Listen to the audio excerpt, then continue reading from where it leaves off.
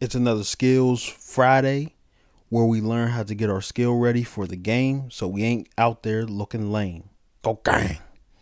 Make sure you subscribe to the channel, like and comment to our content. We are here to help you turn from cheese to the macaroni and cheese, man.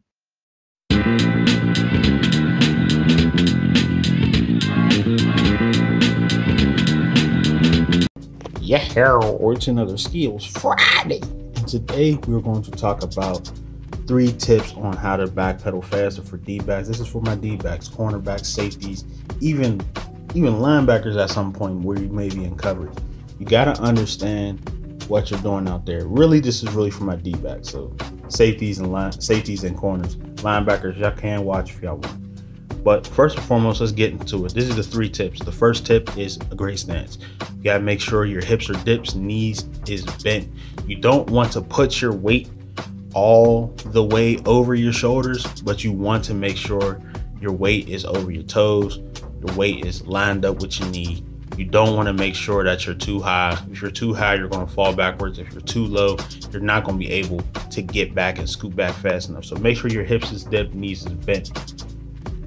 Next, we got to have a relaxed lower body and ankle mobility. This is very important in terms of D-backs and backpedaling, because if you can't backpedal and you don't have that ankle mobility, it's going to be hard to be able to backpedal fast and change direction quickly.